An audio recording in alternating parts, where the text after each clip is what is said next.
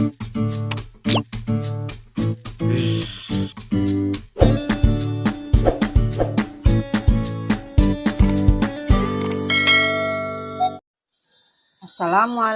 warahmatullahi wabarakatuh. Bagaimana kabarmu? Semoga semua dalam keadaan sehat walafiat ya. Kali ini Ibu akan melanjutkan materi bab 4, yaitu kondisi masyarakat Indonesia pada masa penjajahan. Sebelum kita lanjut materi, apa sih kira-kira kompetensi dasar dan tujuan pembelajarannya? Kompetensi dasar yaitu menganalisis kronologi perubahan dan kesinambungan ruang dari masa penjajahan sampai tumbuhnya semangat kebangsaan, dan menyajikan kronologi perubahan dan kesinambungan ruang dari masa penjajahan sampai tumbuhnya semangat kebangsaan. Tujuan pembelajaran kali ini yaitu mendeskripsikan pengaruh monopoli perdagangan secara tepat, menyebutkan hak istimewa POC secara tepat, menganalisis praktek adu domba dalam perdagangan secara tepat. Nah, kalian harus tahu ya, kebijakan-kebijakan apa saja sih yang ditetapkan pemerintah kolonial di Indonesia?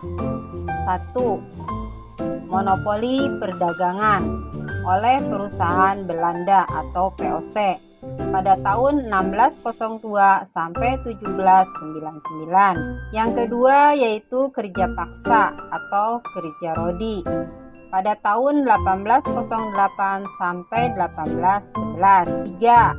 Sewa tanah atau land rent pada tahun 1811 sampai 1816. Dan yang terakhir yaitu tanam paksa pada tahun 1830 sampai 1870. Coba kalian perhatikan gambar tersebut. Apa sih gambar tersebut? Gambar tersebut merupakan tanaman atau salah satu rempah-rempah yang dimonopoli oleh bangsa Barat saat menjajah Indonesia. Perusahaan dagang Belanda yang diberi nama POC. POC ini berusaha menguasai pasarannya dengan melakukan praktek monopoli yang membuat masyarakat Indonesia menderita. Sebenarnya apa sih yang disebut monopoli perdagangan itu? Dan bagaimana kondisi masyarakat Indonesia? Monopoli adalah penguasaan pasar yang dilakukan oleh satu atau beberapa perusahaan. Pada awal kedatangannya, bangsa-bangsa Barat diterima dengan baik oleh rakyat Indonesia dengan melakukan perdagangan. Hubungan perdagangan tersebut kemudian berubah menjadi hubungan penguasaan atau penjajahan. Bagi pelaku perusahaan saling menguntungkan ya, karena mereka dapat menentukan harga beli dan harga jual. Namun hal ini justru yang dapat merugikan orang lain. Pada saat melakukan monopoli rempah-rempah di Indonesia, POC membuat perjanjian dengan kerajaan-kerajaan di Indonesia. Isinya setiap kerajaan hanya mengizinkan rakyat menjual hasil bumi kepada POC karena produsen sudah dikuasai oleh POC. Maka pada saat rempah-rempah dijual harganya sangat turun. Sebaliknya, POC menjual kembali ke Eropa dengan harga sangat tinggi. Inilah yang disebut dengan monopoli perdagangan pada masa POC. Nah, sebenarnya apa sih yang disebut POC? Jayakarta atau Jakarta saat ini merupakan pelabuhan penting di Pulau Jawa yang menjadi markas POC. POC adalah kongsi dagang atau persekutuan dagang Hindia Timur Belanda yang memiliki aktivitas monopoli perdagangan di Asia dan didirikan pada tanggal 20 Maret 1602. POC tidak hanya merupakan sebuah persekutuan badan dagang saja, tetapi badan dagang istimewa karena diberi fasilitas serta hak-hak istimewa. Salah satu di antaranya yaitu hak mencetak uang, hak memiliki tentara atau angkatan perang, hak untuk melakukan perjanjian dengan raja-raja, hak monopoli perdagangan. Tujuan didirikan VOC: 1. Menghindari persaingan antar perdagangan Belanda, memperkuat posisi Belanda dalam menghadapi persaingan dengan bangsa-bangsa Eropa atau bangsa-bangsa Asia, membantu pemerintahan Belanda dalam berjuang menghadapi bangsa Eropa lainnya yang masih kuasa.